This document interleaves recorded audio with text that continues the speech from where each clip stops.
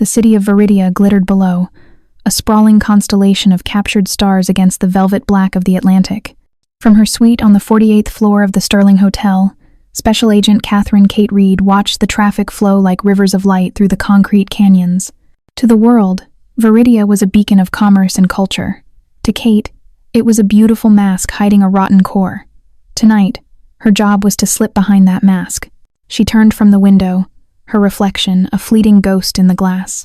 The woman staring back was not Kate Reed, the sharp, pragmatic FBI agent who preferred practical pantsuits and her hair tied back in a severe knot. The reflection was Siena Russo, an art consultant with a fabricated history, a wardrobe of designer dresses, and a role to play. Tonight, Siena wore a gown the color of spilled wine, a silk sheath that clung to her curves and left her shoulders bare. Her hair was a cascade of dark, controlled waves, and her eyes, naturally a warm hazel, seemed colder, more calculating, behind a veil of expertly applied makeup. A tiny, almost invisible earpiece chirped in her ear. "Comms check, Reed. You read me?" The voice of her handler, Agent Miller, was a grounding force in the dizzying charade. "Loud and clear, Miller," she murmured, her voice a pitch lower, smoother Siena's voice. "Just admiring the view before I step into the lion's den. The lions are already there. Don Alessandro Falcone is greeting guests by the main staircase. Your target, Marco, has not yet arrived. Remember the objective, Siena. This isn't about the Don. It's about his son. You need to get close to Marco. He's the one managing the Chimera ledger. Your art expertise is your way in. The Falcons are notorious collectors. Use it. Get the attention of the son by impressing the father." "I remember the briefing," she said, a hint of ice in her tone. She adjusted a diamond bracelet on her wrist, a bracelet that concealed a high-frequency tracking device. Every part of her was a lie, a carefully chosen weapon. "You get one shot at this," Miller's voice insisted, devoid of emotion. "Don't miss." The line went dead. Kate took one last deep breath, shutting away the driven FBI agent and letting the cool, confident Siena Russo take her place. She was ready. The Falcone family's annual charity gala was held in the hotel's Grand Imperial Ballroom. It was a masterpiece of Art Deco design, a symphony of gold leaf, polished marble, and impossibly high ceilings from which crystal chandeliers dripped light onto a sea of tuxedos and silk. The air was thick with the scent of expensive perfume and the low hum of powerful conversations. This was Veridia's mask at its most convincing. Philanthropists and politicians mingling, their fortunes and careers intertwined with the city's most dangerous criminal enterprise. Siena moved through the crowd with a practiced grace, a glass of champagne held loosely in her hand. Her eyes scanned the room, cataloging faces, exits, and the subtle hierarchy of the guests. She saw him immediately. Don Alessandro Falcone stood like a king holding court, his silver hair immaculate, his smile both charming and predatory. He was surrounded by admirers, but his gaze swept the room with the casual authority of a man who owned everything and everyone in it. Following her plan, Siena drifted towards a large modern painting hung on the far wall, a chaotic splash of color and form she knew the Don had recently acquired. She stood before it, her head tilted in appraisal, waiting. It didn't take long. "A perplexing piece, is it not?" a deep, gravelly voice said from beside her. Siena turned, a small, polite smile on her lips. "On the contrary, Don Falcone," she said, her voice smooth as cream. "It's a masterclass in controlled chaos. The artist uses the frantic energy to hide a perfectly balanced composition. Most people miss it." She pointed a delicate finger towards a faint, almost invisible line of pale blue that bisected the canvas. "There. The fulcrum. It anchors the entire piece." The Don's eyes, dark and shrewd, studied her for a long moment. He wasn't looking at the painting anymore. "You have a good eye," he finally said, a genuine note of appreciation in his voice. "I am Alessandro Falcone." "Siena Russo," she replied, extending her hand. His grip was firm, his thumb brushing over her knuckles in a gesture that was both paternal and possessive. "A pleasure. Your collection is legendary." They spoke for a few more minutes about art and auctions. Siena fed him the details of her cover story, making herself interesting but not eager. She was winning him over. She could feel it. And then, the atmosphere in the room shifted. It wasn't a loud change, but a subtle one. Conversations faltered. The energy in the air coalesced, drawing towards the grand entrance. Siena followed the Don's gaze and saw him. Marco Falcone had arrived. He wasn't as overtly imposing as his father, yet he commanded more presence. He moved with a liquid, silent grace that explained his moniker, Il Fantasma, the ghost. He was dressed in a perfectly tailored black suit that seemed to absorb the light around him. His dark hair was brushed back from a face of sharp angles and cold beauty. But it was his eyes that held the room captive. They were gray, the color of a storm-tossed sea, and they missed nothing.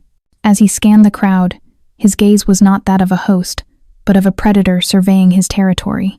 His eyes eventually landed on his father, and then on her. For a split second, that piercing gaze locked with hers from across the room. Kate's heart hammered against her ribs, a treacherous betrayal of Siena's calm exterior. It felt as though he could see straight through the silk dress, the false name, the years of training, and right into the soul of the federal agent beneath. Marco approached, the crowd parting for him as if by an unspoken command. "Father," he said, his voice a low, chilling baritone. He nodded at Siena, his eyes sweeping over her in a quick, dismissive appraisal. "Marco, my son, I was just speaking with the lovely Miss Russo. She has a remarkable understanding of my collection," Don Alessandro said, beaming. "Is that so?" Marco's gaze returned to her, this time slower, more intense. He stood before her, and she had to tilt her head back slightly to meet his eyes. Up close, she could see a faint, white scar that cut through the line of his sharp jaw. "What is your professional opinion of my father's taste, Miss Russo?" The question was a test. A simple compliment would be forgettable. A criticism would be an insult. "Your father doesn't acquire art," Siena said, her voice steady despite the frantic beating of her heart. "He acquires power, beauty, and history. The pieces in his collection are merely symbols of that conquest. A flicker of something surprise, respect, passed through Marco's stormy eyes before they turned to ice once more. He didn't smile. He simply watched her, his silence more unnerving than any threat. "A clever answer," he said finally, the words clipped and precise. "Veridia is full of clever people, Miss Russo. The trick is to know which ones are also dangerous." Without another word, he gave her a final, unreadable look and turned to speak quietly with his father. Siena knew she had been dismissed. She took a slow, deliberate sip of her champagne, her hand perfectly still. She had done it. She had stepped behind the mask and captured the attention of the ghost. But as she felt his gaze return to her from across the room, a cold certainty washed over her. She hadn't just stepped into the lion's den. She had walked directly into the cage of its most lethal predator. The game had begun. For 3 days after the gala, there was only silence. It was a calculated silence, Kate knew, designed to unnerve her. She spent the time meticulously strengthening her cover, creating invoices for non-existent clients, and holding staged phone calls in her chic apartment overlooking Veridia's harbor. She was Siena Russo, a woman on the rise, and every detail had to be perfect. The call came on the 4th day. It wasn't a blocked number, but one that radiated power, the main line for Falcone Global Imports. The voice on the other end was female, professional, and chillingly polite. "Miss Russo, Mr. Marco Falcone requests your presence. A car will be waiting for you in 1 hour." It wasn't a request, it was a summons. "Understood," Siena replied, her voice perfectly calm as her heart began a frantic, heavy beat against her ribs. She immediately contacted Miller on a secure line. "I'm being summoned." "By who?" Miller's voice was sharp. "Marco." There was a pause. "This is it, Reed. This is the test. He's taking you somewhere to see if you break. Do not break. Your cover is your only armor. If you feel compromised in any way, use the distress word. The distress word will get me killed long before your team can get to me, and we both know it," she retorted coolly. "I'll be fine." The car that arrived was a black, sleek sedan with windows so tinted they looked like polished obsidian. The driver didn't speak, merely holding the door open for her. They didn't drive into the city's financial district, but headed north, leaving the glittering towers of Veridia behind for the winding, wooded roads of the coastal highlands. They passed through a pair of formidable wrought iron gates, the Falcone family crest, a proud, stylized falcon adorning the top. The Falcone estate was less a house and more a modern fortress, a sprawling compound of stone and glass built into a cliffside overlooking the ocean. It was beautiful, isolated, and exuded an aura of untouchable power. This was not a place you could simply walk away from. She was not led to an office or a sitting room, but escorted down a long, white marble hallway to a pair of large oak doors. The guard opened them and gestured for her to enter, before closing them firmly behind her, the click of the lock echoing in the sudden silence. She was in a private gallery. The room was vast and climate-controlled. the walls adorned with masterpieces that made her breath catch. There were works by Caravaggio, Rembrandt, and modern masters, a collection that would be the envy of any museum in the world. Many of them, she suspected, had been officially lost or stolen for decades. And in the center of the room, standing before a large covered canvas on an easel, was Marco Falcone. "Miss Russo," he said, without turning. "Thank you for coming on such short notice.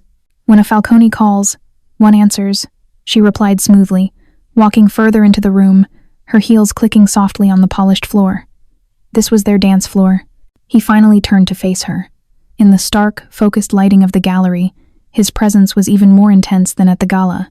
His storm-gray eyes were analytical, stripping away her composure layer by layer. "My father was impressed with your insight. I, however, am more skeptical." "Skepticism is a tool for survival, Mr. Falcone," Siena said, meeting his gaze without flinching. A ghost of a smile touched his lips, gone as quickly as it appeared. "Indeed," he gestured to the easel. "I recently came into possession of this piece. It is purported to be a lost work by the Spanish master Velázquez. The seller was persuasive. The documentation is flawless, but something feels wrong. I want your opinion." With a deft movement, he pulled the velvet cloth away. Kate's professional training took over. She pushed aside the fear, the awareness of the man watching her every move, and focused on the painting. It was a portrait of a young nobleman, rendered with incredible skill. The brushwork, the use of light and shadow, it was a near-perfect imitation. For 10 minutes she was silent, examining every inch of the canvas. She moved closer, inhaling the faint scent of old oil and linen, and something else, Marco's cologne, a subtle, dark scent of sandalwood and leather. He stood near her shoulder, his proximity a silent pressure. "It's a forgery," she finally announced, her voice certain. Marco's posture didn't change, but she felt the intensity of his focus sharpen. "Explain." "The artist was brilliant," she began, pointing to a detail on the nobleman's lace collar. "He mastered Velázquez's technique, his composition, but he made one mistake. The pigment used for this shade of white, lead tin yellow, was a favorite of Velázquez and his contemporaries, but look closely at its molecular structure under light." She leaned in. "This isn't lead tin yellow, it's Naples yellow, an almost identical pigment, but one that only became widely available in Spain nearly 50 years after Velázquez died. It's a masterful fake, but a fake nonetheless." Silence descended upon the room. Marco stared at the painting, then his gaze shifted back to her. The skepticism in his eyes had been replaced by a cold, calculating respect. This was the moment the waltz shifted. He had led, she had followed, and now, she had proven herself a worthy partner. "The seller will be disappointed to learn of his error," Marco said softly, a statement that carried a deadly weight. He walked over to a small, unassuming landscape painting on the far wall. "My grandfather acquired this one. Not as valuable, but it was his favorite. He said it reminded him of the hills of Sicily before he left. It was a small, unexpected crack in his armor, a hint of personal history, of family. It was a calculated offering, a small piece of trust to see what she would do with it." "It's beautiful," Siena said, her voice softer now. "It's not about the value, it's about what it makes you feel. That's the true power of art." They stood there for a moment, side by side, the predator and his prey, looking at a simple painting of rolling hills. The tension between them was palpable, a live wire of danger and an unspoken magnetic pull. Marco broke the silence. "Your talent is wasted on small-time clients and auction houses, Miss Russo. I want to offer you a position, a retainer. You will act as an exclusive art consultant for my family. We are expanding our portfolio, moving significant capital into tangible assets. I need the best eye to guide those investments. Your discretion and your expertise will be rewarded handsomely." This was it. The door was open. It was the win the FBI had been dreaming of, unfettered access to the Falcones' financial dealings, hidden under the guise of art acquisition. It was also a death sentence if she was ever discovered. Siena let a carefully crafted look of ambition and surprise dawn on her face. "Mr. Falcone, I'm honored. I accept." "Good," he said, turning to fully face her. He was closer than she'd realized. "Welcome to the family, Siena. Just know that we value loyalty above all else.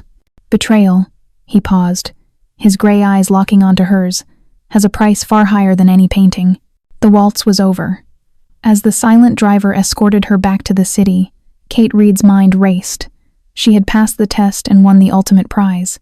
But the wolf's final words were not a welcome, They were a warning.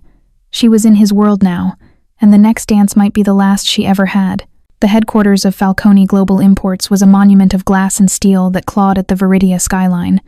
It was the legitimate face of the Falcone Empire, and it was flawless. The lobby was a cavern of polished Italian marble and minimalist furniture, dominated by a massive sculpture of a bronze falcon, its wings spread as if in silent conquest. There were no armed guards in sight, only impeccably dressed receptionists and corporate security, whose suits couldn't quite hide the athletic tension in their shoulders. It was a far more intimidating display of power than any gangster with a gun. Siena Russo walked through the lobby, her heels echoing in the cathedral-like silence. Her presence had been anticipated. A security pass with her name and photo was waiting. "Mr. Falcone is expecting you." 35th floor, the receptionist said, her smile never reaching her eyes. The 35th floor was the nerve center. Glass-walled offices provided sweeping views of the city and the harbor the Falcones controlled. The atmosphere was one of quiet, ruthless efficiency. She was shown to an office that was elegant, spacious, and completely sterile. It was a gilded cage, and she was acutely aware that she was being watched from all angles. Her first encounter was not with Marco, but with his executive assistant, a sharp, severe woman in her 40s named Sophia. Sophia had been with the family for 2 decades, and her loyalty was etched into the stern lines of her face. She looked at Siena not as a new colleague, but as a foreign object introduced into a sealed system. "Mr. Falcone will be with you shortly," Sophia said, her tone clipped. "He has instructed me to provide you with the preliminary files for the Moreau acquisition. You are to vet the entire collection for authenticity and valuation by the end of the week." She placed a tablet on the desk. "Everything you need is on there. All work is to be done on this device, on this network. Nothing leaves this office." The message was clear. You are a tool to be used, but you are not trusted. An hour later, Marco appeared in her doorway, seeming to materialize from the silence. He wasn't in a suit today, but wore dark trousers and a fine-gauge gray cashmere sweater that made him look less like a CEO and more like a sleek predator at rest. "I need to show you the digital archives. The high-resolution scans of the Moreau collection are stored on a secure server," he said, his voice a low command. He led her from her office into the heart of the floor, past programmers and analysts who kept their eyes glued to their screens, pretending not to notice their boss. They entered a small refrigerated room humming with the sound of technology. Racks of black servers blinked with tiny red and green lights, the digital heart of his empire. "The portfolio is encrypted," Marco explained, tapping a password into a terminal. "You'll access it from your office, but I want you to see the system architecture." This was Kate's chance.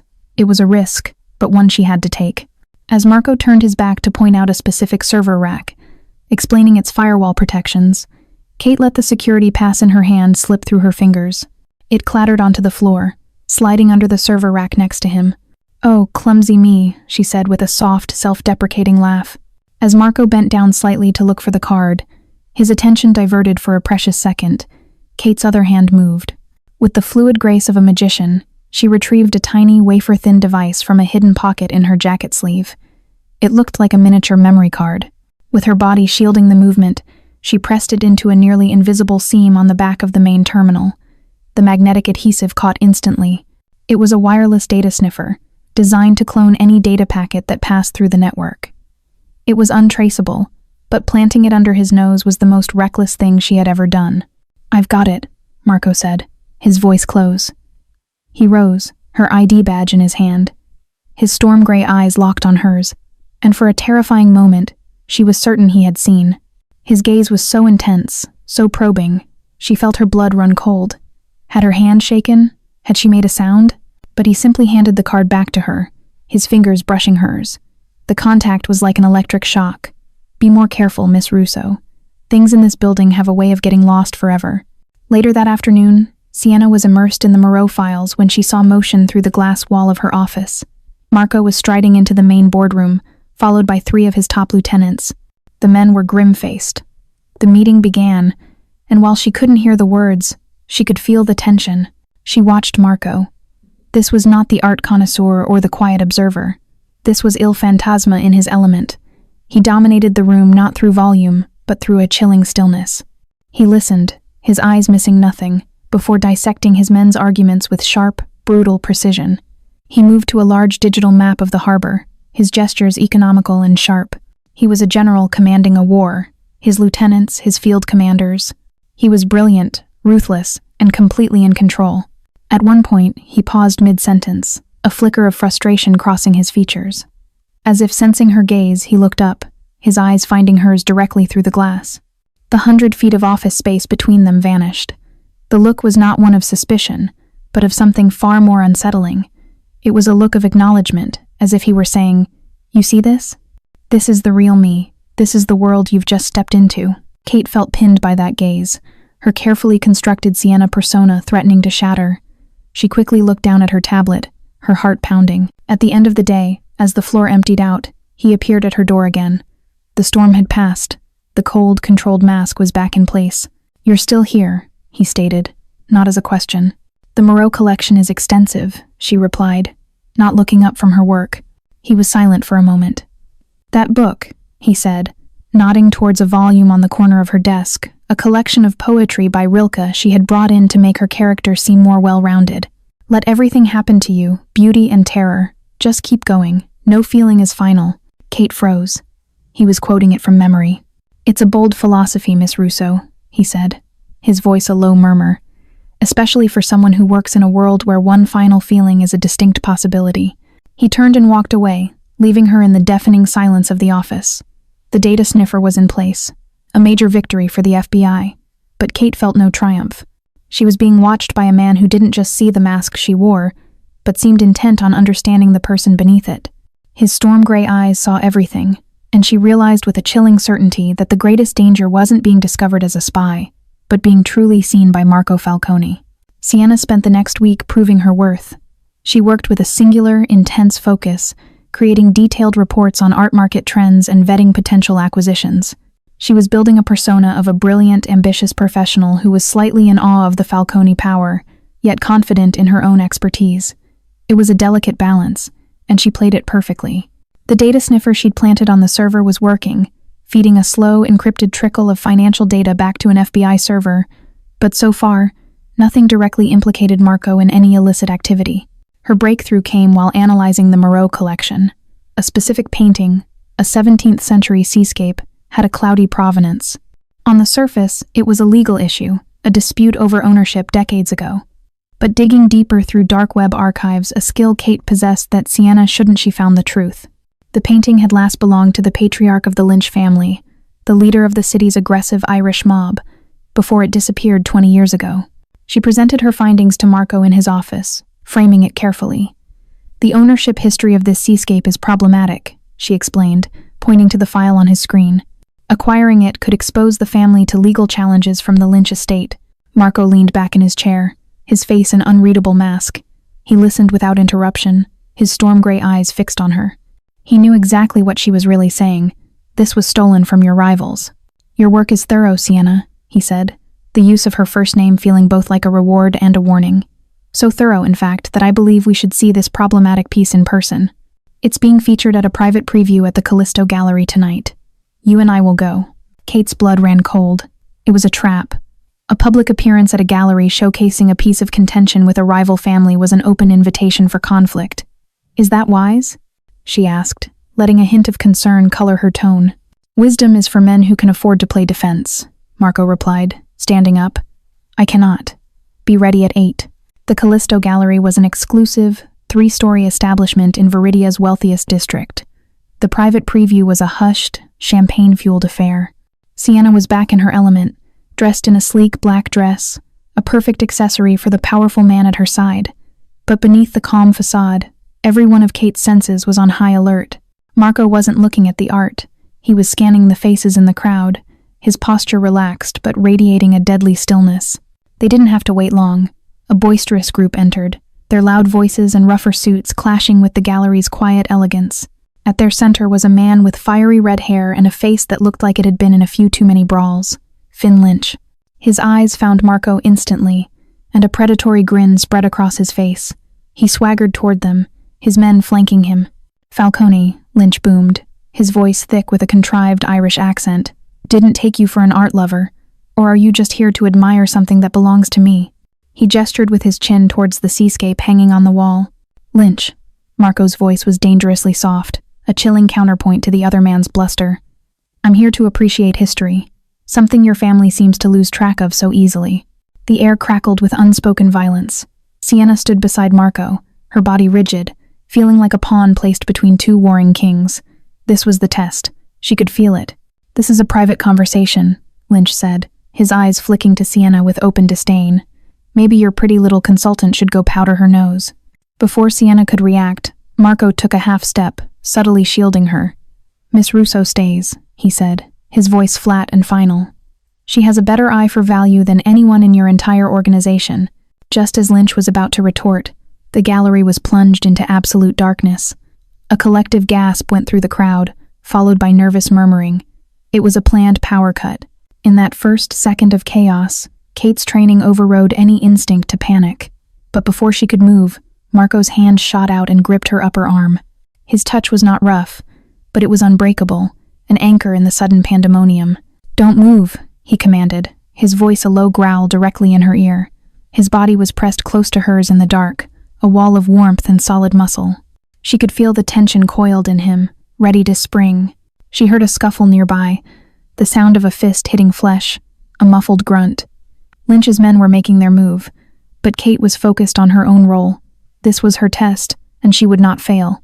"The fire escape," she whispered urgently to Marco, her voice steady. "To our left, behind the tapestry. I saw it when we came in. It was a gamble, a way to prove her worth." In the same moment, she deliberately stomped her sharp heel down hard on the foot of a man who was rushing past them in the dark, earning a yelp of pain and creating a momentary diversion. That was all Marco needed. Using her diversion, he moved with a speed that was terrifying. She felt him lunge forward, heard a soft tearing sound from the direction of the seascape, and then he was back at her side, his hand gripping hers. "Now," he said. He pulled her towards the wall she had indicated, his movements swift and certain in the pitch black. He ripped the heavy tapestry from its moorings and shoved open the fire escape door, flooding the small space with the cold, damp night air. They didn't go through it.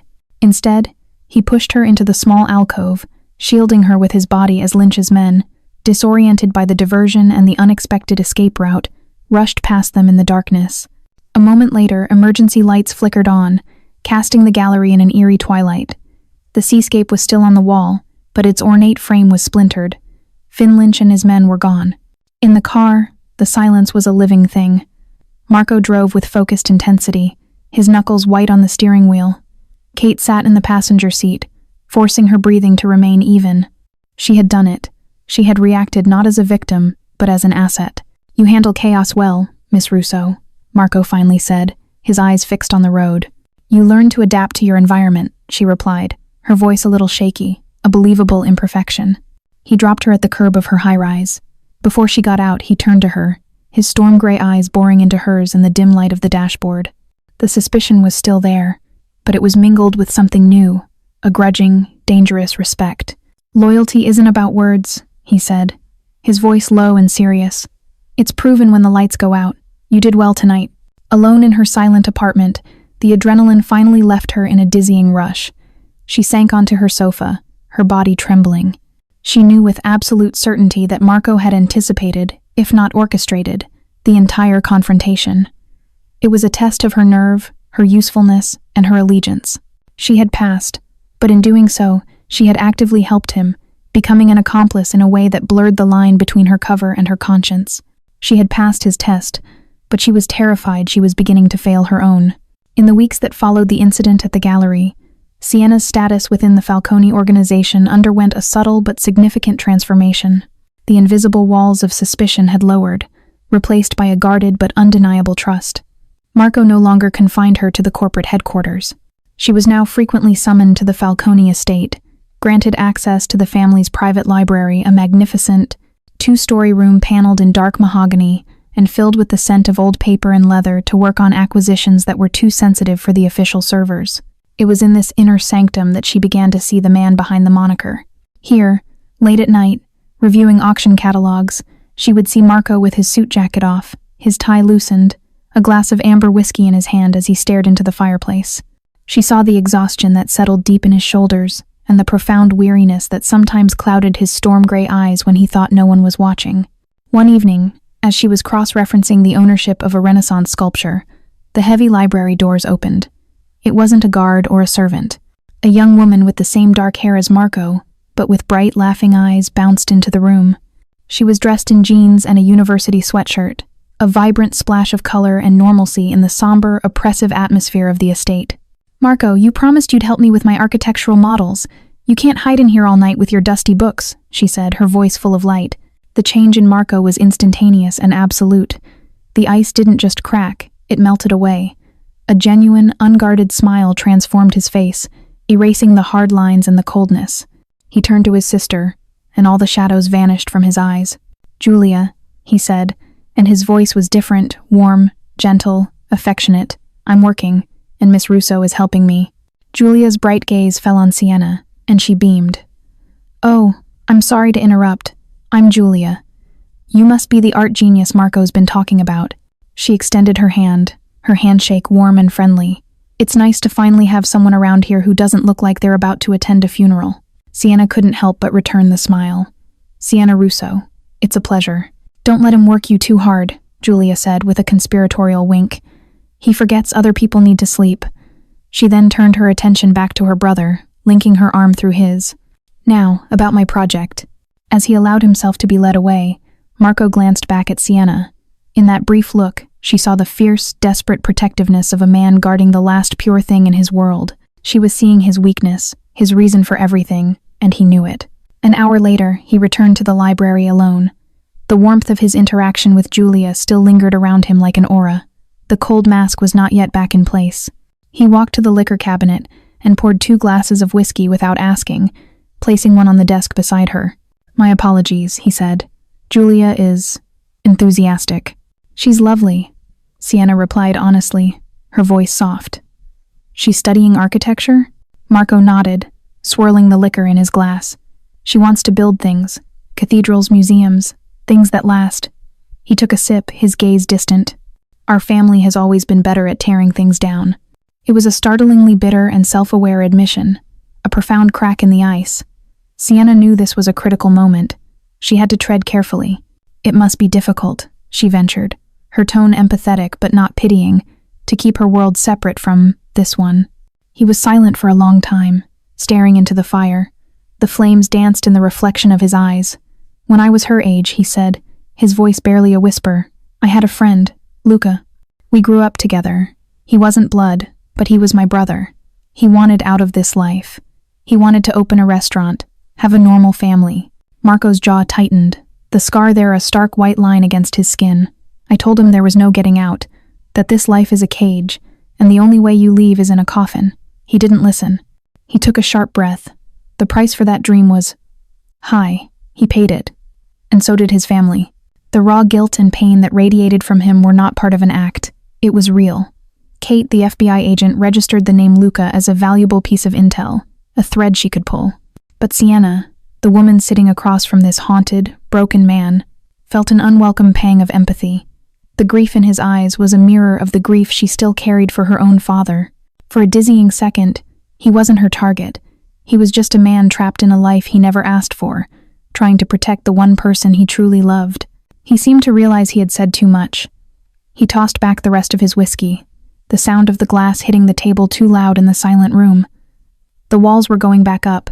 The ice was refreezing. "It's late," he said, his voice once again cool and distant. "Sophia will see you out." As Siena drove away from the fortified estate, the conversation replayed in her mind. She had seen the real Marco Falcone tonight, a man haunted by ghosts and defined by a fierce, desperate love. Her mission had always been a simple, clear-cut matter of justice, but nothing felt simple anymore. She looked at her own reflection in the rearview mirror and was startled by the conflicted expression she saw there. The ice had cracked tonight, and she was terrified to realize it wasn't just his, it was hers too. A fragile, unspoken tension settled between them after Marco's confession in the library. He became more reserved than ever. The walls around him rebuilt thicker and colder, as if regretting the brief moment of vulnerability. Yet he insisted on her presence more than ever.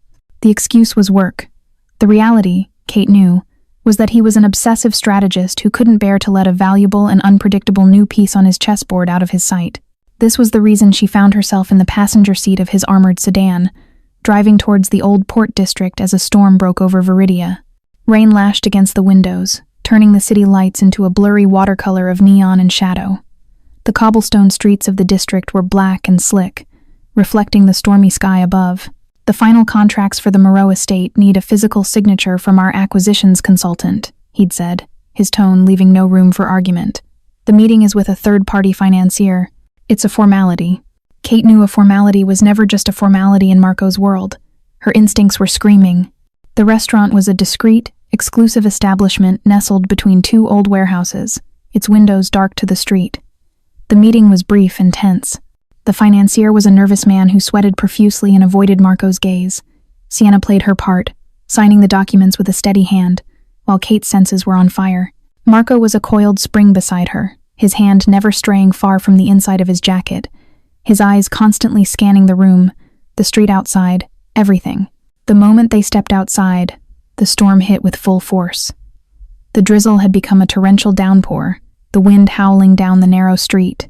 The air was thick with the smell of rain and the nearby ocean. They were halfway to the car when a black panel van, its headlights off, screeched around the corner, tires skidding on the wet cobblestones, and cut them off. The side door slid open before the van even stopped. The glint of metal was unmistakable. "Down!" Marco's voice was a roar that cut through the storm. There was no time to think. He reacted with the lethal grace of a predator. He shoved Siena hard, not away from him, but behind him, using his body as a shield as he propelled them both into the suffocating darkness of a narrow alleyway. The first gunshot cracked the night open, the bullet sparking against the brick wall where Siena's head had been a second before. Muzzle flashes illuminated the alley in strobing, terrifying bursts of light. 4 men, their faces covered by ski masks, advanced, their movements professional and ruthless. This was not a warning. It was an execution. Marco pushed her deeper into the alley, pressing her down behind a rusted, overflowing dumpster. "Stay down and do not move," he commanded, his voice a low, deadly growl. He drew a sleek, black handgun from a holster beneath his jacket. What happened next was a brutal, terrifying ballet. Marco didn't waste movement. He used the limited cover of the alley, firing in controlled, 2-shot bursts. One of the attackers went down, clutching his leg. But they were outnumbered. The air was filled with the deafening clap of gunfire, the whine of ricochets, and the hiss of rain hitting hot asphalt. Kate's training screamed at her to act. Siena Russo would be cowering, paralyzed by fear. But Kate Reed was an FBI agent. She stayed low, her mind a cold, clear machine, assessing the threats. 2 in front, 1 down, 1 circling to the left flank. The left flank. She saw him, a shadow detaching from the darkness at the alley's entrance, moving to get a clear shot at Marco's exposed back. Marco was pinned, focused on the 2 men directly in front of him. He would never see it coming. Time slowed. There was no room for her cover, no room for Siena. There was only the threat and the target. Her hand groped along the crumbling brick wall beside her and closed around a loose, heavy brick, its edges sharp and wet. Without a conscious thought, she rose just enough to get leverage and threw the brick with all the force in her body. It flew true, a dark missile in the rainy night, and slammed into the gunman's wrist with a sickening crunch. His gun fired, the bullet going wide and burying itself in the brick wall inches from Marco's head. The man howled in pain, his weapon clattering to the ground. Marco spun around, his eyes widening for a fraction of a second as he saw the disabled gunman and then looked directly at her. There was no time for questions. He grabbed her hand, his grip like steel. "The fire escape! Now!" he yelled, firing 2 more shots to force the remaining attackers back. He shoved her towards the rusty ladder, and they scrambled upwards, the cold, wet metal biting into their hands. They climbed onto the slick, treacherous roof of the warehouse, the sounds of shouting and approaching sirens rising from the street below.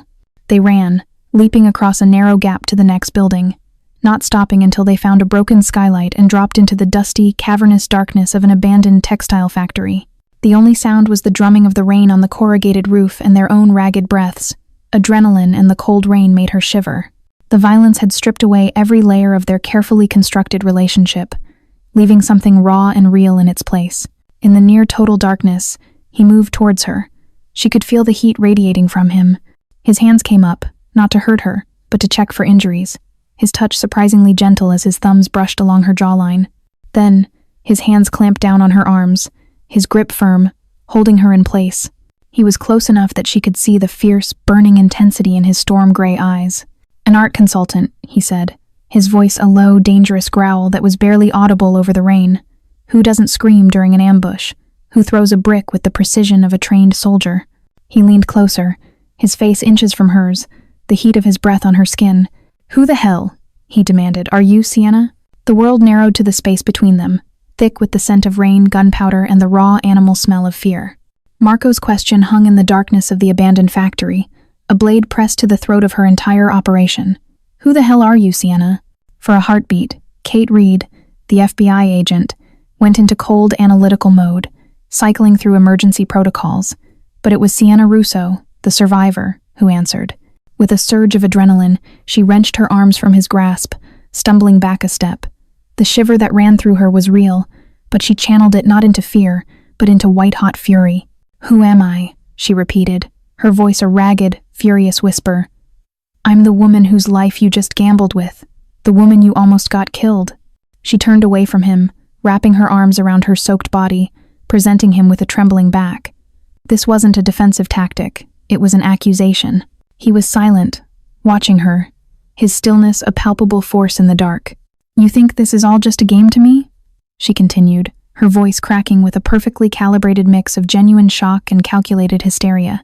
She began to pace, a caged, frantic energy in her movements. "You think I learned how to handle myself at a gallery opening or a champagne brunch?" She spun back to face him, tears of anger and fear glittering in her eyes, catching the faint light from the skylight. This was the performance of a lifetime. "Let me tell you who I am, Marco," she spat, using his first name like a weapon. "I am not Siena Russo, not really. That's a name I chose, a life I built, piece by painful piece, to escape the one I was born into. I didn't grow up with masterpieces on the walls. I grew up in the foster system in the roughest part of this city. The man I loved when I was 19, he wasn't an art collector. He was a small-time monster with big ambitions, involved with people like Finn Lynch. She was weaving the lie now, a story of grit and survival she had rehearsed in her mind 1,000 times. It was her emergency legend, the story of a girl who had to get tough to get out. I learned that in that world, you either become a victim or you learn to fight. So I learned. I took every self-defense class I could find. I learned how to watch, how to listen, and how to hurt someone if they tried to hurt me. I learned that screaming gets you killed, but a well-aimed brick can buy you a chance to run. She finally stopped pacing and stood before him, vulnerable and defiant. I clawed my way out of that life. I put myself through school, changed my name, and dedicated myself to a world of beauty and history because it was the furthest thing I could imagine from the ugliness I came from. And tonight, her voice dropped to a whisper, heavy with betrayal. "Tonight, you dragged me right back into the gutter I fought so hard to escape, so don't you dare ask me who I am. You have no idea what it cost to become Siena Russo." The silence that followed was absolute, broken only by the drumming of the rain. Marco's face was a mask of shadows, but she could see the conflict in his eyes.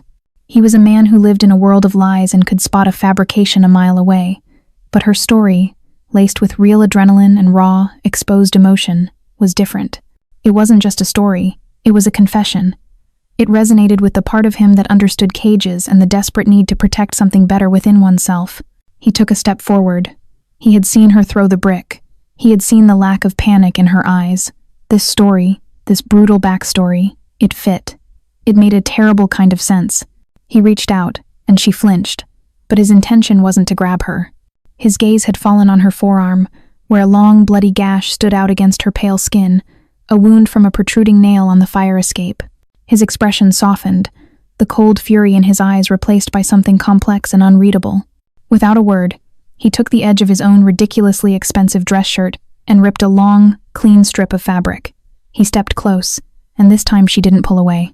His touch was shockingly gentle as he carefully, methodically wrapped the makeshift bandage around her arm, his fingers brushing against her cold skin. The simple, practical act felt more intimate than a kiss. He started, his voice rough. He cleared his throat. "I am sorry, Siena, for bringing you into this." It was more than an apology for the danger. It was an apology for the accusation. It was an acceptance of her story. A fragile truce had been forged in the crucible of violence. Soon, the quiet sound of a car engine broke the stillness. One of Marco's men, a silent driver she recognized, appeared at the factory door. The escape was over. They didn't take her to her apartment. Marco simply said, "You are not safe there tonight," and it was a command. She found herself in a guest suite at the Falcone estate that was larger and more opulent than her entire apartment. It was a gilded prison, signifying her new status. She was no longer just a consultant.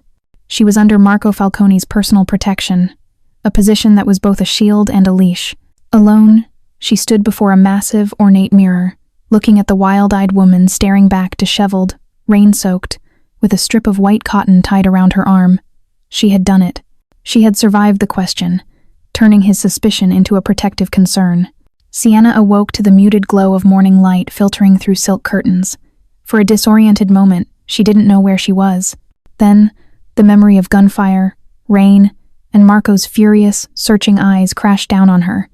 She was in a guest suite at the Falcone estate, a gilded cage. The room was a masterpiece of quiet luxury, decorated in soft creams and gold, with a private balcony overlooking the turbulent sea. It was designed to be a sanctuary, but to Kate, it felt like the most sophisticated prison she'd ever seen. Her first instinct was to sweep for listening devices. She spent 20 minutes performing a meticulous search and found nothing. Not because there was nothing to find, she suspected, but because their technology was better than hers. She was completely isolated. A soft knock at the door was followed by Julia's cheerful voice. She entered carrying a tray with coffee and pastries, along with a selection of folded clothes. "I thought you might need something to wear," Julia said, her smile warm and genuine. "These are from a few seasons ago, but they should fit. Marco told me what happened. I'm so glad you're okay." The simple domestic kindness was a physical blow. Standing here, accepting clothes from the sister of the man she was tasked to destroy, Kate felt a profound wave of guilt. Julia's innocence was the family's most precious asset, and Kate's very presence was a threat to it. Later, finding a moment alone in the sprawling gardens, Kate used a triple-encrypted burner phone to contact her handler. The sea breeze felt good on her face, but it couldn't clear the sense of claustrophobia. "Read, report." Miller's voice was tinny and strained.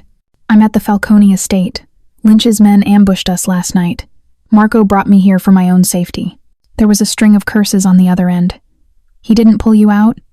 "Read, your cover is blown. A civilian doesn't react the way you did."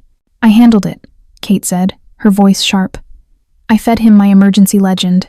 He bought it. Miller, this isn't a setback, it's a breakthrough. He trusts me. I'm inside his home.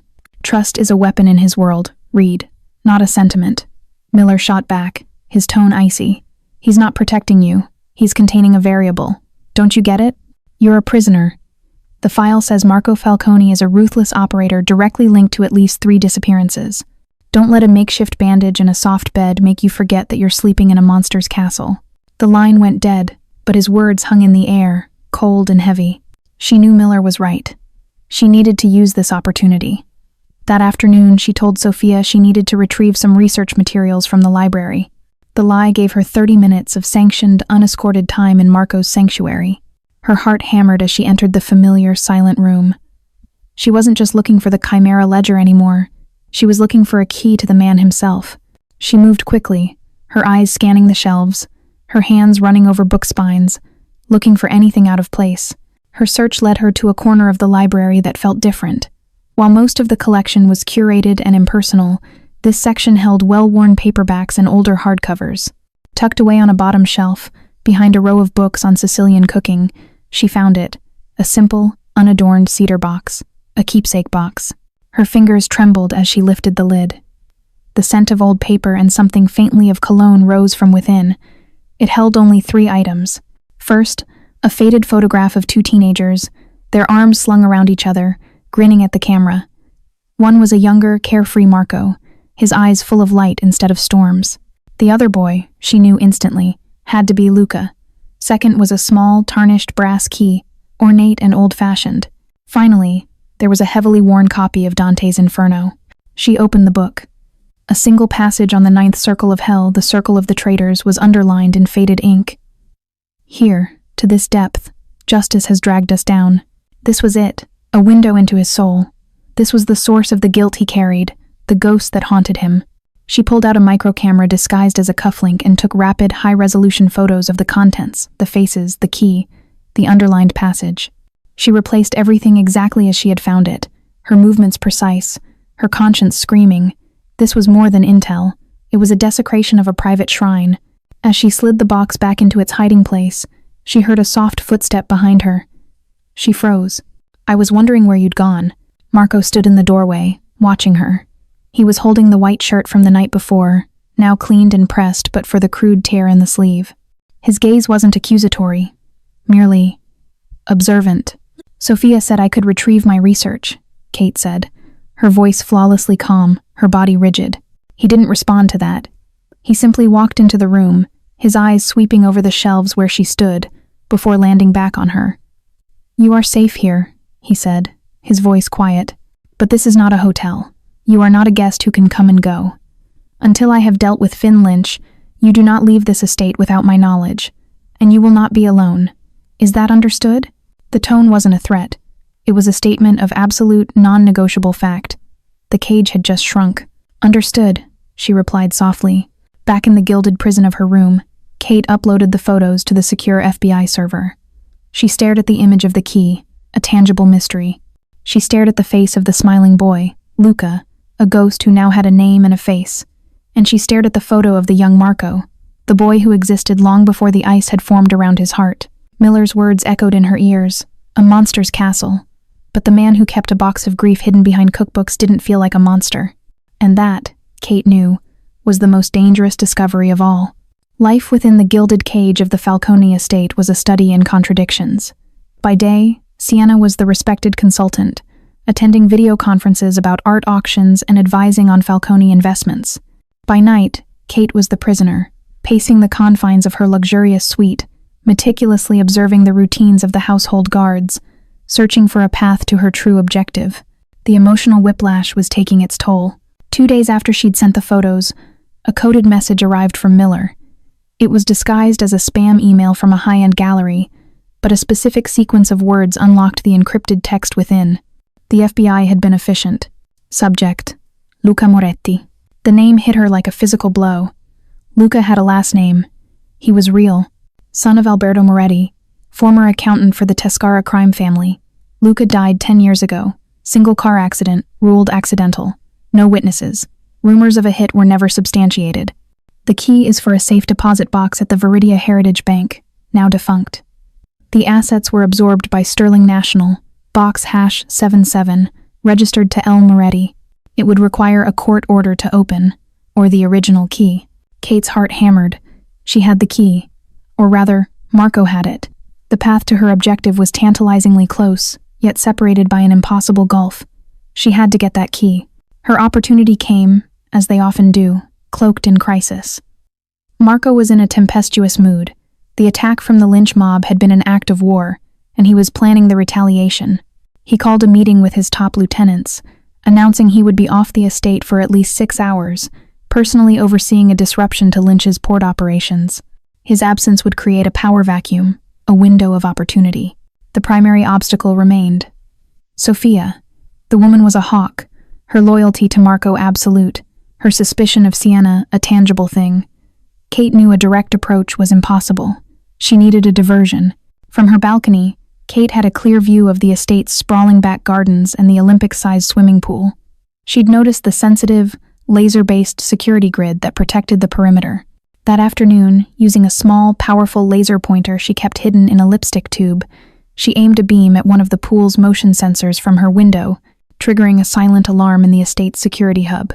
It was a minor, non-threatening alert, but one that protocol demanded Sophia, as head of the household staff, personally investigate.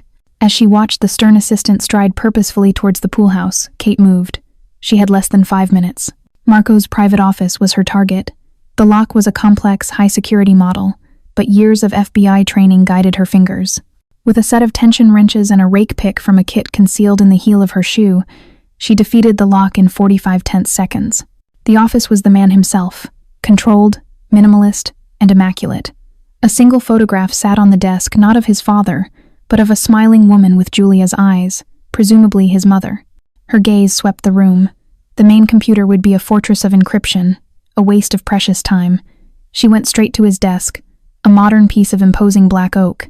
Her fingers searched for the telltale signs of a hidden compartment. She found it on the underside, a magnetic, pressure-sensitive lock. Bypassing it, she slid open a shallow, felt-lined drawer. There was no ledger, no weapon, just a single leather-bound journal. His personal journal. A voice in her head, the one that sounded like Miller, screamed at her to leave it. This was an invasion too deep, a line too personal to cross, but she knew she had to look. Her hands, slick with sweat, opened the book. Most of the pages were filled with a coded shorthand, numbers and symbols she couldn't decipher. It was a ledger of his thoughts, more impenetrable than his business records. She flipped to the last few pages, her eyes scanning for anything she could understand, and then she saw it, an entry from the night of the attack. It was a chaotic scrawl, but in the middle of it was a short, clear sequence, a string of alphanumeric characters. Beside it, a single damning word, Inferno. The book from Luca's keepsake box. It wasn't just a memento, it was a password key. Her eyes darted down the page and found another line, written with a controlled, steady hand. L's key opens C's cage. Her breath caught in her throat. Luca's key opens Chimera's cage. The safe deposit box. The ledger Chimera had to be in that box. The key would open the lock, and the password, derived from Dante's Inferno, would unlock the digital file. It was all there, a whisper that confirmed everything. A faint sound from the hallway, the soft click of a door shattered her focus. Sophia was coming back. Panic, cold and sharp, seized her. With trembling fingers, she slid the journal back, sealed the compartment, and locked the desk. She didn't have time to relock the office door. She slipped out, leaving it slightly ajar, and darted back into the library, grabbing a random book from the shelf just as Sophia rounded the corner. The woman's sharp eyes narrowed, flicking from Siena's face to the office door down the hall. "Everything all right, Miss Russo? I thought I heard something." "Just looking for a first edition," Siena said, her voice a model of casual calm, her heart trying to beat its way out of her chest. "I must have shut the library door a bit too loudly." Sophia's gaze lingered for a moment too long, a promise of future scrutiny, before she gave a curt nod and walked away. Later that evening, standing on her balcony, Kate watched Marco's car sweep up the long driveway. She had it. The location, the key, the password. She had the weapon that would bring the entire Falcone dynasty to its knees and finally deliver the justice her father had died for. The professional triumph she should have felt was absent, replaced by a cold, hollowing dread. She now held the means to destroy the man who, for reasons she refused to examine too closely, had made her safety his personal responsibility. The whisper of Chimera had been found, and it sounded like the ticking of a bomb. Marco returned to the estate long after midnight, a ghost slipping through the silent halls. The war with the lynch mob had begun in earnest. Kate watched from the shadows of the upper landing as he entered the library, moving with a bone-deep weariness that he failed to conceal. He wasn't triumphant. He was a man returning from a battle, carrying its grim weight on his shoulders. She had a choice. She could retreat to the safety of her room, maintain the professional distance her mission demanded, or she could go to him. The choice she made was not Agent Reed's. It was her own. Taking a small first aid kit from a bathroom cabinet, she descended the grand staircase, her bare feet silent on the cold marble. She found him standing by the massive window, staring out at the turbulent moonlit sea. He had shed his jacket, and in the dim light of a single desk lamp, she could see a fresh, angry gash high on his cheekbone, perilously close to his eye. He held a glass of whiskey, but he wasn't drinking. "You're hurt," she said softly from the doorway. He didn't turn, but his shoulders stiffened. "It's nothing. Go to bed, Siena. You shouldn't be down here." His voice was flat, dismissive, the voice of the dawn pushing away a subordinate. But she wasn't just a subordinate anymore. She walked further into the room, placing the first aid kit on the edge of his desk. "I know what it looks like to carry a fight home with you," she said, her voice steady, deliberately echoing the lie that had now become their shared truth. "You don't have to wear the mask for me." That made him turn. His storm gray eyes were shadowed with exhaustion and something else, something raw and volatile. He studied her, his gaze intense, as if trying to solve a puzzle he didn't understand. For a long moment, he said nothing. Then, with a sigh that seemed to carry the weight of his entire world, he sank into the leather chair behind his desk. It was a surrender. She approached him slowly, cautiously, as one would a wounded wolf. She opened the kit, dabbing an antiseptic wipe with hands that were surprisingly steady. He sat perfectly still as she cleaned the cut, his eyes never leaving her face. The air between them was thick, electric. His skin was warm beneath her gentle touch. The scent of him, whiskey, rain, and something uniquely masculine and dangerous, filled her senses. When she finished, her hand lingered for a heart-stopping second on his jaw. His own hand came up, not to push her away, but to cover hers, his fingers strong and warm, engulfing her own. His thumb traced a slow, soft circle on the back of her hand. "You," he said, his voice a low, rough murmur that vibrated through her, "are the most dangerous thing that has ever walked into my life." He rose from the chair, but he didn't let go of her hand. He pulled her gently with him until she was standing before him, trapped between his body and the desk. He was so close she could see the flecks of silver in his gray eyes, the flicker of his own iron control finally beginning to fray. "I should send you away," he whispered, more to himself than to her. "Put you on a plane and get you as far from this world, from me, as possible. But you won't," she breathed, the words escaping before she could stop them. "No," he said, a look of grim finality on his face. "I won't." And then his control shattered. He lowered his head, and his mouth captured hers. It was not a gentle kiss. It was a collision, a desperate, hungry claiming. It was filled with all the violence of the night, all the tension that had simmered between them for weeks. It was the kiss of a man starved for something he couldn't name, a moment of raw, unguarded honesty in a life built on control and deception. For one shattering moment, Kate Reed ceased to exist. The mission, the FBI, the memory of her father, it all evaporated in the searing heat of his kiss. There was only Siena, a woman who had been living in the shadows, who was now being kissed with a ferocious passion that made her feel terrifyingly alive. She kissed him back, her hands coming up to grip his shoulders, answering his desperation with her own. They broke apart, both gasping for breath, the sound loud in the silent library. He stared down at her, his expression stunned, his chest rising and falling heavily. The invincible Fantasma looked lost, shaken by his own surrender. The mask was gone, and in its place was the man, vulnerable and exposed. Kate's mind was a maelstrom, pleasure, sharp and intoxicating, warred with a tidal wave of guilt and terror. She had just crossed a line from which there was no return. She had kissed her target. Without another word, Marco released her, took a single step back as if burned, and turned. He walked out of the library without a backward glance, leaving her alone in the oppressive darkness. She stood frozen, her body trembling, her lips still burning from the pressure of his. She brought a shaky hand up to touch them, the phantom sensation of his kiss still there. This was a catastrophic, career-ending, life-altering mistake.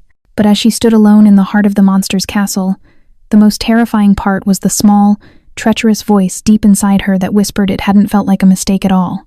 The morning after the kiss was a landscape of ice and unspoken words. When Siena entered the dining room for breakfast, Marco was already there, staring into a cup of black coffee as if it held the answers to the universe. He looked up as she entered, and his eyes were no longer stormy. They were frozen over. The man who had kissed her with such desperate passion was gone, replaced once more by the cold, distant dawn. "Good morning, Miss Russo," he said, his voice formal, the words a slap in the face. He was rebuilding the walls between them, brick by painful brick. "Marco," she replied quietly, a gentle insistence on the intimacy they had shared. His jaw tightened. Before he could respond, Julia breezed in, oblivious to the glacial tension. "Good morning. Isn't it a beautiful day? Oh, you two look so serious. Did you work all night again?" The innocent question twisted the knife of guilt in Kate's gut. Marco simply rose from the table. "I have work to do," he said, and left without another glance. The strained silence of the morning was shattered by midday. A frantic call pulled Marco into his office, and when he emerged, the ice had transformed into a glacial fury. He and his top lieutenants convened in the library, the heavy doors shutting with an ominous thud. The atmosphere in the estate became electric with fear. Sophia, Marco's assistant, shot Siena a look of pure venom, as if her mere presence was a corrupting influence that had brought this disaster upon them. Piecing together the panicked whispers and the grim faces of the household guards, Kate understood. A major Falcone operation had been hit. It wasn't a police raid or a federal seizure. A shipment of untraceable diamonds from Antwerp, a cornerstone of their money laundering operation, had been ambushed and stolen en route from a private airfield. And the culprits were undoubtedly the lynch mob. The critical detail, the one that made Kate's blood run cold, was that the specific route, the unmarked transport, and the exact timetable were known only to 4 people, Marco and his 3 most trusted capos. It was information Siena herself had been made privy to 2 days earlier, when Marco had her vet the insurance paperwork for the shipment, which he'd disguised as a fine art transfer. When Marco finally emerged from the library hours later, he was the embodiment of his moniker. He was Il Fantasma, a specter of cold, lethal rage. He dismissed his men with a flick of his hand and turned his chilling gaze on Siena, who had been left waiting in the grand hall under the watchful eye of a stony-faced guard. He didn't raise his voice. He didn't have to. He walked towards her, his steps slow and deliberate, the silence amplifying the menace that rolled off him in waves. "The shipment was hit," he stated, his voice dangerously quiet. "Lynch knew exactly where and when to be. The leak came from inside my house." He stopped directly in front of her. "The final logistics were known only to 3 men who have been with my family since before I was born," he continued, his eyes boring into hers, searching for any flicker of deceit. "And to you, the timing is convenient." The accusation hung between them, as tangible and as deadly as a loaded gun. He hadn't said the words, but he didn't need to. "You are the traitor." This was a test more perilous than any before. Kate summoned every ounce of her training, not to lie, but to project a devastatingly painful truth. She let the shock, the hurt, and the fear show on her face. "You think I did this?" she whispered, her voice breaking. She took a step back, as if physically wounded by his words. "You think, after last night, that I would betray you?" She used the memory of their kiss, the one moment of pure, unguarded intimacy they had shared, as both a shield and a weapon. It was a calculated, cruel move, and it hit its mark. A flicker of conflict, of pained uncertainty, crossed his face. "What would I gain?" She pressed on, tears of genuine fear and feigned betrayal welling in her eyes. "Money from Finn Lynch? Don't be absurd. You and I both know I have a much better future here, with you. This doesn't make any sense." Her performance was flawless because, on some level, it was real. The hurt of his suspicion, coming so soon after their connection, was genuine. He was a master of reading people, and he saw no lie in her eyes. He saw only a terrified woman he had pulled into his world, a woman he had kissed, and a woman who was now the primary suspect in a catastrophic betrayal. His own feelings were now at war with a lifetime of paranoia and brutal logic. He didn't absolve her. The suspicion was still there, a toxic poison clouding his gaze, but it was now laced with a profound, agonizing doubt. "I will find the truth," he said, his voice like chipping ice, "and I will personally send the soul of whoever betrayed my family to hell." He turned on his heel. "Until then, you will not leave this room. Consider yourself under house arrest." He left her standing in the hall, the weight of his promise pressing down on her. She was a prisoner, her life hanging by the thread of his doubt. Alone in her suite, the performance fell away, leaving Kate shaken and cold. She wasn't the mole, which meant someone else in Marco's inner circle was. Someone had deliberately fed information to Lynch, not just for profit, but to cast suspicion on her and to ignite an all-out war. The shadow of betrayal had fallen. But it wasn't just the shadow of Marco's suspicion that chilled her to the bone. It was the shadow of a hidden player, an unknown enemy who had just made her the target in a game far more dangerous than she had ever imagined. For 36 hours, the luxurious suite was a true prison. Siena was left completely alone, with meals delivered by a silent guard who stood perpetually outside her door. The isolation was a form of psychological torture, designed to break her. Kate knew the tactic well. She spent the time meditating, controlling her breathing, and refusing to show any sign of weakness. She was an agent of the FBI. She would not break. On the second night, Marco came. He entered the room without knocking, moving with a chilling quietness.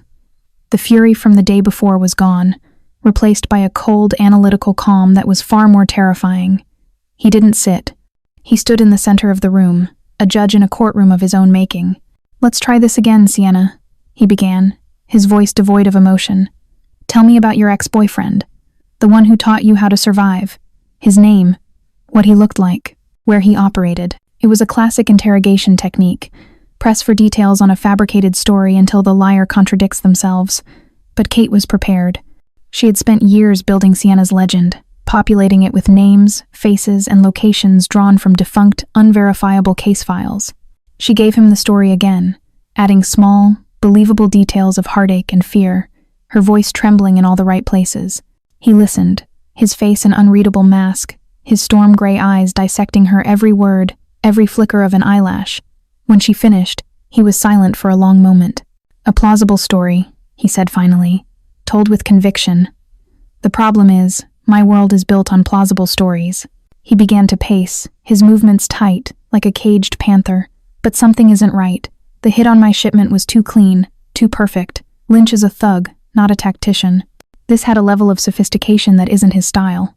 This was her opening, her one chance to move from defense to offense. Maybe it wasn't him, she said, her voice quiet but firm. Marco stopped pacing and turned to her. What did you say? Maybe it wasn't Finn Lynch, she repeated, rising from her chair to face him, a spark of defiance in her eyes. You're at war with him, so you're seeing his hand in everything. But what if that's what the real traitor wants you to see? She took a step closer, her mind working with the cold, clear logic of an analyst. You're asking me the wrong questions, Marco. You should be asking who benefits the most if the Falcone and the Lynch families destroy each other. Who gets to pick up the pieces of your territories, your operations, when you're both bleeding out in the street? His expression didn't change, but she saw a flicker deep in his eyes. She had given him a new path, a new angle his rage had blinded him to. You were so focused on my past, she continued, pressing her advantage, that you didn't consider my value. An art consultant thinks in terms of provenance, authenticity, of looking beyond the surface to see the truth of a thing. You see a rival's attack. I see a forgery, a masterful one, designed to look like the real thing, but a fake nonetheless. He stared at her, the silence stretching until it was taut enough to snap. He had come here to pass judgment, to find the lie. Instead, she had handed him a new, terrifying truth to consider. Without another word, he turned and left, leaving her alone once more, her heart hammering with the immensity of the gamble she had just taken. She didn't have to wait long. An hour later, her door opened again. It was Marco. The guard who had been posted outside was gone. In his hand, he held a tablet. He walked over and placed it on the table in front of her. This is the complete, unredacted internal report on the ambush, he said, his voice low and intense. Timelines, cargo manifests, the driver's debriefings, my security team's analysis. Everything we know. He looked at her, and the ice in his eyes had finally cracked, revealing the weary, conflicted man beneath. I want you to read it. I want your art consultant's eye. See if you can spot the forgery. It was an act of faith so profound it left her breathless. He was giving his prime suspect access to the family's most sensitive secrets. Why? She whispered, her voice barely audible. Why are you trusting me? He held her gaze, and the space between them felt both vast and intimate. Because my logic tells me you are the perfect traitor, he said, his voice rough with an emotion she couldn't name. But my gut tells me you're the only person in this house who has told me a difficult truth in the last 48 hours. Right now. He paused. I'm choosing to bet on my gut. Don't make me regret it. He left her with the tablet shining in the dim light of the room. She was no longer a prisoner. She was something far more dangerous, far more compromised. She was his confidant. She opened the file, the Falcone family's secrets laid bare before her. The ghost's trust felt heavier and more binding than any set of chains. To save her own life, she now had to help him save his empire, the very empire she had sworn to destroy. For 2 days, Siena immersed herself in the Falcone family's secrets, the tablet a constant companion. She was not just looking for a traitor, she was mapping the intricate network of an empire. Late on the second night, she found it. It wasn't a glaring error, but a tiny, elegant flaw, like the anachronistic pigment in the forged painting. A digital timestamp on a security feed from the port's south sector, a feed that had been wiped and overwritten, was out of sync with the master server by exactly 3 minutes. A minor glitch, easily dismissed. But the south sector was controlled exclusively by Rico Santoro, one of Marco's oldest and most trusted capos, a man who had served his father for 40 years. She brought her finding to Marco in the library, her heart pounding. Accusing Rico, even implicitly, was like accusing a member of the royal family. Marco listened, his face carved from stone. Rico is my father's most loyal friend, he said, his voice flat. He taught me how to drive. He is family. I'm not accusing him, Siena said carefully. I'm saying the forgery is in his sector. The flaw is there. Maybe someone is using his credentials, or maybe he's getting complacent. But the discrepancy is real.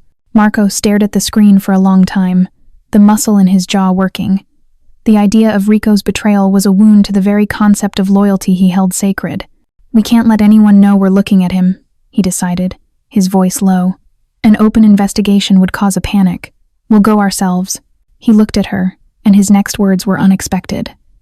The south sector borders the old coastal market. We'll go tomorrow morning. No guards, no motorcade, just you and me. We'll look like we're buying fish for dinner." The next morning, for the first time in what felt like an eternity, Kate walked out of the Falcone estate's iron gates. They left not in an armored sedan, but in a vintage, unassuming Alfa Romeo from Marco's private collection. The sense of freedom was intoxicating. As Marco drove, the city of Veridia unfolded before her, no longer a tactical map but a living, breathing place. The coastal market was a chaotic symphony of sights, sounds, and smells. Gulls cried overhead, fishermen in heavy boots shouted over piles of glistening fish, and the air was thick with the briny scent of the sea. It was a world away from the suffocating, silent opulence of the estate. It felt real. For a few hours, they were not the Don and the spy. They were just Marco and Siena. He bought her a cup of strong, hot coffee from a vendor, his fingers brushing hers as he passed it to her, a jolt of simple, uncomplicated warmth. He told her a story about coming here as a boy with his grandfather to buy octopus for the Christmas Eve feast. In return, she shared a carefully edited, but genuinely felt, memory of a seaside trip from her own childhood. He led her through the bustling crowd, his hand resting lightly on the small of her back, a gesture that felt less like a guard's and more like a companion's. While he stopped to speak in rapid, low Italian to an old fisherman with a face like a weathered map, Kate's own eyes were scanning, and she saw them. Two men, trying far too hard to look casual, loitering near a warehouse at the edge of the market. She recognized their faces from FBI surveillance files. They were low-level enforcers for Finn Lynch. Their presence here, deep in Falcone territory, was a blaring alarm bell. It confirmed her theory. This sector was compromised. When Marco finished his conversation, she subtly angled her head in their direction. His gaze followed hers, and his easygoing demeanor vanished for a split second, replaced by a flash of cold comprehension. He gave a slight, almost imperceptible nod. He had seen them too. He didn't drive straight back to the estate. Instead, he took a winding coastal road that climbed high into the cliffs overlooking the city. He parked at a scenic overlook. The whole of Veridia and the vast, blue Atlantic spread before them. The engine ticked as it cooled, the only sound, the wind and the distant cry of the gulls.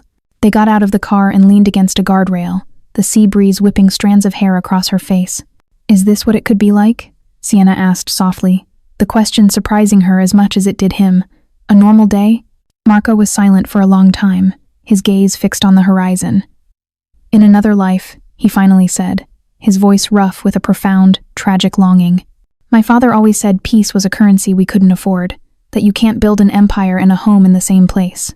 He turned to her, and the look in his eyes was stripped of all pretense. "This, today, is the most peace I've felt since I was a boy." The confession hung in the air, a raw and vulnerable truth. The moment was charged, not with the desperate passion of their first kiss, but with a deep, quiet intimacy that was far more dangerous. He reached out not to kiss her, but to gently tuck a windswept strand of hair behind her ear. His fingers were warm against her skin, the touch feather-light and devastatingly tender. The drive back was quiet. As the imposing iron gates of the estate closed behind them, the spell was broken. The stolen day was over. That night, alone in her room, the scent of the sea still clinging to her clothes, Kate felt a sense of loss, so acute it was a physical ache. They had a lead. Rico, the loyal capo, was now the primary suspect in the hunt for the mole. It was a major win for her mission, but all she could think about was the look of longing in Marco's eyes and the gentle touch of his hand. The day of peace had been beautiful and real, and it had cost her dearly, stealing the last remnants of the professional detachment that had once been her armor. The encrypted email from Agent Miller arrived like a shard of ice in the heart. The tone was no longer cautious. It was an order, sharp and uncompromising. "Read. We have a legal framework in place to access the safe deposit box once we have the key. The U.S. attorney is moving on the Rico case and your evidence is the linchpin. We need the key and the password derivation from Inferno. Your window is closing. You are authorized to use any and all means necessary to retrieve the target assets. Remember why you started this. This is for your father." The words were a calculated strike, designed to cleave away any emotional ambiguity. "This is for your father." The phrase echoed in the silent, opulent room, a ghostly reminder of the oath she had sworn over a decade ago. Justice. Retribution. Kate stood on her balcony, the cold night air doing little to cool the frantic heat in her mind. Below, the estate was quiet, a sleeping beast. Her mission, which had become a complex, tangled web of alliances and emotions, was suddenly brutally simple again. Get the key. Her thoughts raced, formulating a plan. Marco wouldn't carry Luca's key on his person. It was too sentimental, too much of a liability. It would be in the one place he kept his grief locked away, the cedar keepsake box in the library. The plan was simple, direct, and felt like the most profound act of violation she could possibly commit. She would wait until the house was deep in the clutches of the night, slip into the library, and steal the key from its hiding place. A quiet, surgical act of betrayal. As she steeled herself for the task ahead, a commotion from the main courtyard below drew her attention. 2 of Marco's men were dragging a figure towards the main house. It was Rico Santoro, the old capo, his face bruised and his expression one of defeated terror. Kate's heart seized. Mob justice was about to be served, and she was about to witness the cold-blooded monster the FBI file described. She watched from the shadows of the upper hallway as they brought Rico into Marco's office, not the library. The door was left slightly ajar. She crept closer, her training taking over, and listened. She expected shouting, threats, perhaps the muffled sound of a gunshot. Instead, she heard Marco's voice, low and heavy with a sorrow that was almost as terrifying as his rage. 40 years, Marco said. The words weighted with the history of a lifetime. You were at my baptism, Rico. You taught me how to cheat at cards. My father loved you like a brother. Marco, please, the old man wept. Lynch, he has my son. My boy has gambling debts. And for that, you were willing to sacrifice mine? Marco's voice was like chipping ice. You were willing to let Siena take the fall? To send my family into a war that would get us all killed? There was a long pause. The man my father loved would have died before betraying his family. That man is already gone, so I am not going to kill a ghost. Kate held her breath. You have until sunrise to get out of this city, Marco continued, his voice final. You will leave with nothing but the clothes on your back. If I ever see your face in Veridia again, I will not be so sentimental. Get him out of my sight. The guards dragged the sobbing, broken man away. Kate leaned against the wall, her legs weak. He had shown mercy. It was a cold, brutal mercy, a banishment that was its own kind of death sentence, but it was not the act of a simple killer. It was the act of a complicated, honor-bound man, a prince ruling a dark kingdom by a dark code. He had spared the life of the man who betrayed him for the memory of the man he once was. The act shattered her resolve. The monster from the file was gone, replaced by a man of tormented principles. How could she now commit the very act he had just punished Rico for? Betrayal. But an order was an order. Justice for her father. Later, when the house had settled into a deep, impenetrable silence, she moved. A ghost in her own right, she slipped down the stairs and into the library. Moonlight streamed through the tall windows, painting silver stripes across the floor. The room was silent, a shrine to secrets. She moved to the corner, to the shelf of cookbooks. Her hand was steady, a betrayer's calm settling over her. This is the mission. This is for justice.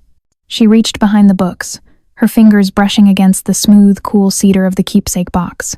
This was it, the final line to cross. She pulled the box out, her movements fluid and silent. Her mind was a battlefield, her father's smiling face, Marco's haunted eyes as he spoke of Luca, the feel of his kiss, the sound of Rico's weeping, justice, betrayal. Her fingers went to the simple brass latch. She could feel the weight of the key inside, the weight of the entire operation. It was all there, within her grasp. She couldn't do it. A wave of self-loathing and a profound, undeniable sense of wrongness washed over her. With a choked sob, she pushed the box back into its hiding place. Her heart had won. She had failed her mission. She turned to flee the library, to escape the scene of her own weakness, but a floorboard creaked in the darkest corner of the room. She froze, her blood turning to ice. Looking for something? Marco's voice emerged from the shadows. He had been there the entire time, a silent specter in the moonlight, watching her. He had watched her find the box. He had watched her hesitate. He had seen everything. The silence in the library was a living entity, thick and suffocating. Marco stepped from the shadows, his face an unreadable landscape of moonlight and darkness. The calm in his eyes was more terrifying than any rage he had ever shown. He had seen everything. I asked you a question, Siena, he said again, his voice dangerously soft. Kate's mind raced, searching for a lie that could possibly contain this disaster. There wasn't one. The truth, or a carefully curated version of it, was her only conceivable path. I know about Luca, she whispered, her voice trembling with a fear that was not entirely feigned. I heard his name. I heard the pain in your voice when you spoke of him. She faltered. making it look like a shameful confession. I was curious. I wanted to understand you. It was an invasion and it was wrong. I'm sorry, Marco. I was just looking for the man behind the ghost. She was offering him a plausible, emotionally resonant reason for her betrayal of his privacy, framing it as a misguided consequence of their intimacy. He stared at her, his expression torn between the cold paranoia of a Don and the pained confusion of a man who had allowed himself to feel something for her. The air crackled, his judgment hanging, suspended and lethal, in the charged silence. Before he could speak, his phone emitted a sharp, frantic buzz, a priority alert that cut through the tension like a razor. He glanced at the screen, and the change was instantaneous and horrific. The color drained from his face. The cold control, the anger, the suspicion, it all evaporated, replaced by a raw, primal terror that hollowed out his features. His hand went slack, and the phone clattered to the marble floor. "Marco? What is it?" Kate asked, taking a step toward him. He looked at her, but his eyes were seeing something else, a vision of absolute horror. "Julia," he choked out, the name a ragged, broken sound. "They have Julia." As if on cue, the phone on the floor buzzed again with an incoming message. With a trembling hand, Marco retrieved it. It was a video file. He pressed play. The shaky video showed Julia, her eyes wide with terror, bound to a chair in a dark, damp-looking room. A voice, cold and familiar, spoke from off-screen. "Hello, Marco." The camera turned. The face that stared back was not a rival or a thug. It was the stern, familiar face of Sophia, his father's fiercely loyal assistant, her features twisted into a mask of pure, triumphant hatred. Marco let out a guttural sound of disbelief. "Surprised?" Sophia's voice was laced with venom that had been simmering for decades. "My father was Antonio Galliano. I'm sure your father mentioned him, the man he removed when he consolidated power 40 years ago. My family was erased. I've been patient. I served your father, I served you, and I watched you both protect the one thing you loved while my family was nothing but a ghost. Now, you get to feel what that's like." The camera panned back to a terrified Julia. "I used Rico. I fed information to Lynch. Starting a war was so easy," Sophia sneered. "Now, it's time to end it." The demand was not for money. It was for annihilation. "You will go to the steps of the Veridia courthouse," Sophia commanded. "You will confess to everything. Every crime, every murder, every bribe. You will dismantle the Falcone legacy with your own mouth, and you will bring me the Chimera ledger. Oh yes, I know all about Luca's little insurance policy. He was a sweet boy, too good for your world. He told me everything before his accident." The implication was staggering. Sophia's betrayal ran deeper than any of them could have ever imagined. "You have 12 hours, Marco, or your sister will pay the price for all of your family's sins." The video ended. Marco stared at the blank screen, his body trembling with a rage so profound it rendered him speechless. He was broken. The strategic, controlled Don was gone, replaced by a terrified older brother. His world had not just been turned upside down. It had been eviscerated from the inside out by the one person, besides his family, he had implicitly trusted. In the ensuing chaos, his men would rush in with guns and fury, their only solution a blind, city-wide war that would undoubtedly get Julia killed. Kate saw the path forward with the cold, startling clarity that only comes in a crisis. Siena Russo vanished. Agent Katherine Reed took her place. "Panic is a luxury you can't afford right now," she said, her voice cutting through his shock. It was calm, authoritative, and utterly in command. He stared at her as if seeing her for the first time. "Starting a war is exactly what she wants," Kate continued, her mind processing angles and tactics. "She thinks you're a mobster. She's expecting you to react like one. We have to be smarter. We need a plan. We need intelligence." She took a step closer, her gaze locking with his. "You need me." He looked at her, his eyes wild with desperation and a dawning, frantic hope. He saw the woman from the gunfight, the analyst who had found the flaw in the security logs, the stranger who was now the only calm voice in the storm. He made the only choice he had left. "What do you need?"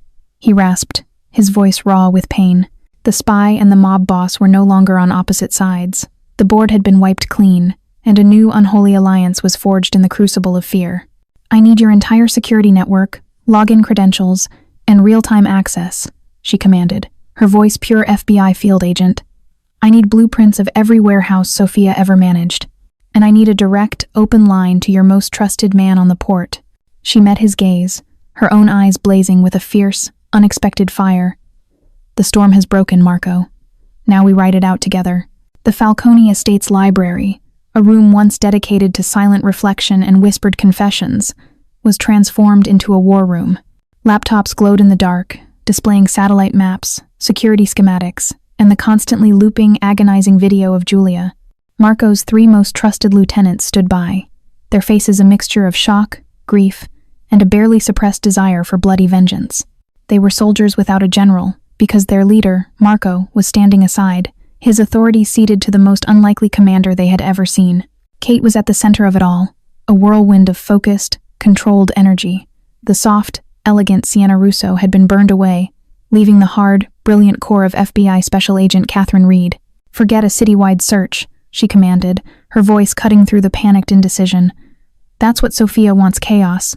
We need to think. We need to profile our target." She paced before the assembled men, her mind working with blinding speed. Sophia is not a professional kidnapper.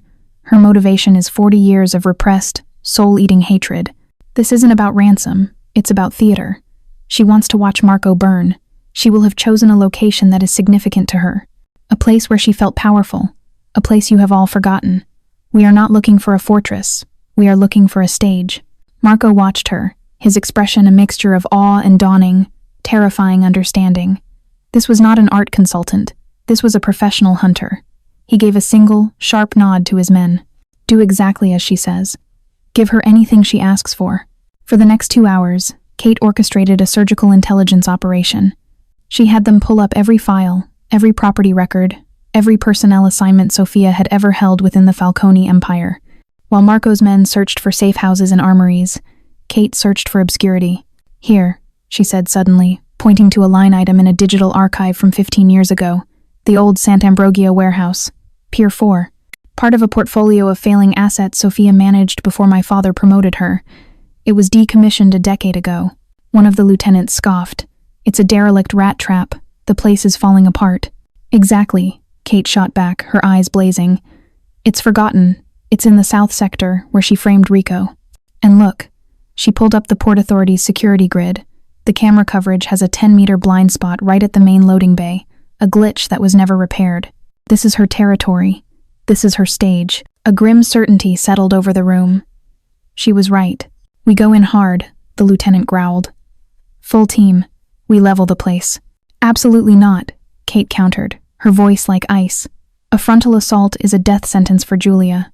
Sophia will have booby-trapped the main entrances. She expects a battering ram. We will be a scalpel." She projected the warehouse blueprints onto the main screen. "You're not going in the front. You're going in from below." According to city records, a storm drain culvert from the 1,930 runs directly beneath the foundation. It's a ghost tunnel. It's not on any of your modern security maps. Her finger traced a path on the screen. "You enter here. It will bring you up into this ground floor maintenance room. From there, you have access to the entire facility without ever being seen." Marco's men stared, their expressions of disbelief slowly turning to a grudging, astonished respect. As they prepared to leave, assembling a small, elite team, Marco cornered Kate in the hall. The adrenaline was a palpable thing between them, a live wire of fear and focus.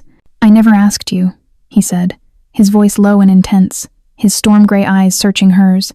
"The man from your past, the one who taught you how to survive, was he a cop?" The question was a shot in the dark, but it landed dead center. He knew she was more than her story. This was a moment for a truth, not the whole truth, but an honest one. She met his gaze without flinching. "He wasn't a cop," she said, her voice quiet but firm, "but he was one of the good guys, and he taught me that the only way to deal with monsters is to be smarter and more ruthless than they are." He held her gaze for a heartbeat longer, accepting the carefully chosen words for the pledge that they were. The full truth could wait. Julia could not. Minutes later, the unholy alliance was assembled in the estate's garage. It was a team of 4, Marco, Kate, and his 2 most trusted enforcers, silent men who moved with a deadly economy. They were dressed in dark, functional clothing, the mobsters checking their Italian pistols, their faces grim. Marco looked like a man marching toward his own execution to save the one thing he loved. Kate stood beside him, a stranger who had become their only hope. Marco handed her a compact Sig Sauer pistol. Her hand closed around the familiar weight of it without hesitation. She checked the magazine, her movements crisp and professional. The lines of her mission, her identity, and her heart had not just blurred. They had been obliterated by the coming storm. She was an FBI agent, about to lead a Mafia capo on a Black Ops rescue mission into the heart of his own fallen territory. The air in the storm drain was thick with the foul, stagnant smell of a century of decay. Water dripped from the curved brick ceiling, and the only light came from the narrow beams of their tactical flashlights cutting through the oppressive darkness. It was a claustrophobic, subterranean hell, but it was their only way in. Kate moved first, her steps sure-footed and silent, Marco right behind her, a looming shadow of coiled tension. They emerged, as the blueprints had promised, into a small, rust-stained maintenance room. The air in the Sant'Ambrogio warehouse was cold and tasted of dust and rot. The vast main floor was a labyrinth of skeletal machinery and towering stacks of decaying crates, a perfect hunting ground. Using silent hand signals Kate had taught them in the car, the four of them fanned out, moving like ghosts through the shadows. They encountered the first two guards near the central corridor. They weren't Lynch's thugs. They were hardened mercenaries, professionals. Marco's men went to draw their blades for a silent kill, but Kate held up a hand, shaking her head. She pointed to a heavy chain hoist hanging above the guards' patrol route. With a nod from Marco, one of his men climbed a nearby ladder while Kate created a small diversion, tossing a loose bolt to the far side of the room. As the guards turned toward the sound, the chain was released, dropping with a bone-jarring crash that pinned them beneath its weight, knocking them unconscious without a drop of blood. It was a move of tactical brilliance, not brute force. They found them on a raised, glass-walled office that overlooked the entire warehouse floor, Sophia's stage. Julia was tied to a chair, her face pale with terror. Sophia stood behind her, a pistol held casually, expertly, against Julia's temple. 4 more mercenaries were positioned strategically around the office. A direct assault was impossible. Marco knew what he had to do. He was the focus of her hatred. He was the final act of her play. Taking a deep breath, he holstered his weapon and stepped out from the shadows into the dim light of the main floor, his hands raised in a gesture of surrender. "Sophia," his voice boomed, echoing in the cavernous space. "It's me you want. Let her go. This is between us." Sophia's laugh was a brittle, ugly sound. "How noble, Marco. The prince comes to save the princess. Did you really think it would be that easy?" She pressed the gun harder against Julia's head, and the girl whimpered. "You will watch. You will feel the same helplessness my mother felt as she watched your father destroy everything she loved." While her attention was fixed on Marco, a consuming 40-year-old obsession, Kate was in motion. She slipped away from the group, circling around the warehouse's perimeter, her eyes searching for an alternate angle, a moment of opportunity. Marco engaged Sophia, letting her unleash the torrent of her stored-up poison, buying Kate precious seconds. "My father was a monster," Marco said, his voice raw with a truth she'd never heard from him before. "And I am his son, but Julia is innocent. Your fight is with me." Kate found her spot, a rusted secondary staircase on the far side, leading up to the back of the office. One guard stood at the bottom. As Sophia was momentarily distracted by Marco's confession, Kate moved. She descended on the guard from behind, her attack a blur of motion, a hand over his mouth, a knee to the back of his leg, and the hard steel of her pistol brought down in a sharp, precise blow to the base of his skull. He crumpled without a sound. Now she had a partial line of sight. It wasn't perfect. She gave a silent signal to Marco's men below. They understood. One of them hurled a heavy iron bar into the warehouse's main electrical panel. It erupted in a blinding shower of sparks, plunging half the room into darkness and chaos. The firefight began. Marco's men opened fire on the remaining guards, using the confusion to their advantage. Marco himself didn't fire a shot. He charged up the main stairs, his entire being focused on one goal, getting to his sister. Kate provided cover from her new vantage point. Her shots were not the wild bursts of the mobsters, but calm, single, aimed shots. Pop, pop, pop. Each one finding its mark, forcing the mercenaries to take cover, giving Marco the path he needed. He burst into the office just as Sophia shoved Julia's chair over, aiming her pistol at him. Time seemed to stop. Marco lunged for his sister, and Sophia turned her weapon on him. A single, sharp crack echoed, louder than the others. It wasn't from Marco's gun, or his men's. Sophia cried out, a shriek of pain and fury, and the gun clattered from her grasp. She stared down at her shoulder, where a single, bleeding hole had appeared. A perfect, disabling shot. Marco looked up and saw Kate at the back door of the office, her pistol still raised, smoke curling from the barrel, her face a mask of cold, lethal focus. She had not killed, she had incapacitated. He didn't hesitate. He scooped up his terrified, sobbing sister, while his men stormed the office to subdue the wounded and spitting Sophia. The firefight was over. The immediate danger had passed. Julia was safe, clinging to Marco as if she would never let go. As the adrenaline began to fade, Marco looked across the wrecked office at Kate. She stood amidst the chaos, her gun now held low, her expression unreadable. He wasn't looking at Siena Russo, the art consultant. He wasn't looking at a woman who knew her way around a fight. He was looking at a trained, professional operator of a caliber he had never seen before.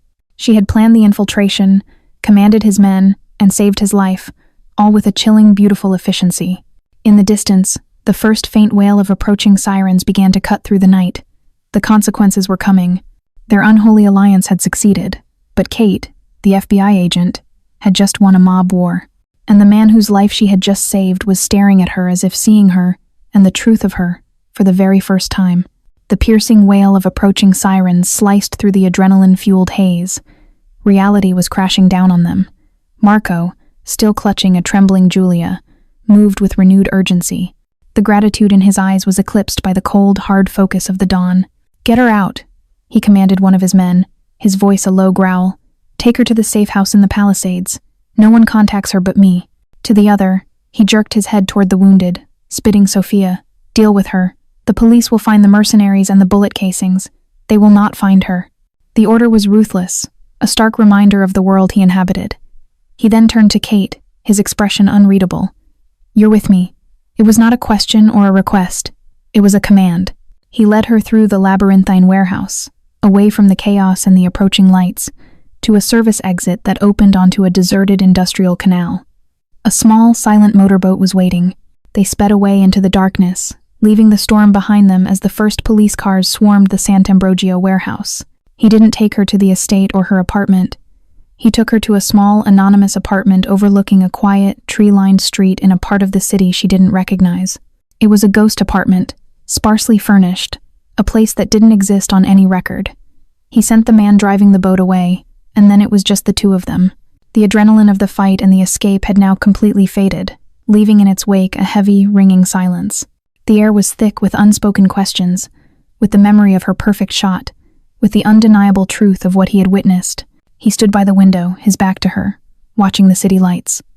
When he finally turned, all the warmth, all the vulnerability she had seen in him, was gone. In its place was a chilling stillness, the calm at the eye of a hurricane. "My sister is safe because of you," he began, his voice flat, devoid of emotion. "That is a fact, but it is the only fact I am sure of anymore. So you will tell me who you are, not a story, not a clever lie, the truth. Now." This was it. The final mask had to fall. Kate took a slow, steadying breath, feeling the last vestiges of Siena Russo dissolve into nothingness. "My name is Katherine Reed," she said, her voice clear and even. "I am a special agent with the Federal Bureau of Investigation." The reaction was not the explosion of rage she had expected. It was far worse. A look of profound, quiet devastation passed over his features, as if the very foundations of his world had crumbled to dust. He let out a short, sharp, humorless laugh. The cosmic irony was too much to bear. "An FBI agent," he repeated, the words tasting like ash in his mouth. "A federal agent. In my home. At my table." He looked at her, and his eyes were full of a betrayal so deep it was bottomless. "Saving my family. Why?" he rasped, the single word a universe of pain and confusion. "My mission," she said, forcing herself to meet his gaze, "was to find evidence of your family's criminal operations. Specifically, a digital ledger codenamed Chimera." His eyes narrowed, the pain hardening into a dangerous, icy fury. "Was it all an act, then? Every word? The day at the market?" His voice dropped to a low, dangerous whisper. "The kiss?" This was the question that mattered. And her answer had to be the absolute truth. "The mission was the act," she said, her own voice thick with a regret that was agonizingly real. "Getting close to you was the job. But I did not plan for what happened between us. I didn't want to feel anything, but I did." She owed him the rest of it, the why that went beyond the mission file. "My father was Alan Reed. He was a federal prosecutor. 15 years ago, He was building a RICO case against the Tescara family. He was murdered in a car bombing a week before the indictments were unsealed. She saw a flicker of recognition, of understanding, in his eyes. He knew the story. It was the kind of violent history his own world was built on. I joined the FBI to finish what he started, she continued, to get justice for him. To you, I was a target, a name on a file. That's all you were ever supposed to be to me. The truth, raw and devastating, settled between them. He saw it now, the parallel. Her quest for justice, born from the loss of her family, was a mirror image of his own ruthless devotion to his. They were two sides of the same tarnished coin. He ran a hand over his face, the picture of a man whose world had been irrevocably broken. You saved Julia's life, he said, the words heavy, gravelly. That is a blood debt. In my world, that is the only thing that matters. It is the only reason you are still breathing. He looked at her, his face a mask of torment. The agent is my sworn enemy. I should kill you where you stand. But the woman who took a bullet for my sister, I have no idea what to do with you. The masks were gone. All the lies and pretenses had been burned away in the fire of the last few hours. They were no longer the spy and the mob boss. They were Katherine Reed, an FBI agent who had failed her mission, and Marco Falcone, a crime lord who owed his sister's life to his mortal enemy. I know where the ledger is, she said quietly, reminding him of the power she still held. I know the password. He met her gaze, his own eyes full of a dark, impossible conflict. And I have your life in my hands, he replied. It seems we are at an impasse. The safe house apartment became a purgatory, a quiet, tension-filled space where two mortal enemies were forced to coexist. They moved around each other like ghosts, the vast, unbridgeable chasm of the truth separating them. The adrenaline was gone, leaving only the raw, exposed nerves of their impossible situation. Kate found a first aid kit and, in a moment of surreal silence, cleaned and bandaged a deep graze on Marco's arm from the firefight. He didn't flinch, but his eyes followed her every movement, his expression a mask of torment. The simple, human act felt heavier and more complicated than any kiss or confession. The outside world intruded, as it always did, via a vibrating burner phone. It was Miller. The message was the ultimatum she knew was coming. Reed, comms dark for 36 hours. The warehouse firefight is being billed as a major gangland battle. My sources say you were on site. I am shielding you for now, but my authority is limited. You have 24 hours to deliver the Chimera ledger and Marco Falcone. After that, I can no longer protect you. A federal warrant will be issued for your arrest. You will be a rogue agent, and we will hunt you with the same resources we use for him. This is your last chance. End it. The message was a death sentence for her life as she knew it. She was out of time, her loyalties fractured beyond repair. Her own agency was now her executioner. She walked into the living room where Marco was staring out the window, a man contemplating the ruins of his life. She held out the phone for him to see. He's not wrong, she said, her voice devoid of artifice. It's over. My time is up, which means your time is up. Marco read the message, his expression grim. So the FBI will do what Finn Lynch could not. A war is coming. Yes, she said. A war that will burn this city to the ground. A war that will put Julia in the crossfire for the rest of her life. Unless, she paused, her heart hammering, unless we give them a different war, a bigger one. He turned to her, his eyes narrowed, listening. The Chimera ledger, she began, laying out the most audacious gamble of her life. It's the key. I was sent to use it against you, but it contains everything, doesn't it? Every dirty deal, every corrupt official, every transaction you ever made with your rivals. It's a roadmap to the entire underworld of Veridia. She took a breath. So let's give it to them. Not as evidence against you. As an anonymous tip. We leak the sections that incriminate Finn Lynch, the Tescara family, the corrupt city councilmen, the dirty port officials. We give the FBI a Christmas present so massive, so spectacular, that it will be the biggest federal takedown in a decade. They will be so busy cutting the head off every other snake in this city that they won't have time to chase a ghost. He understood immediately. The sheer, insane brilliance of it. A ghost?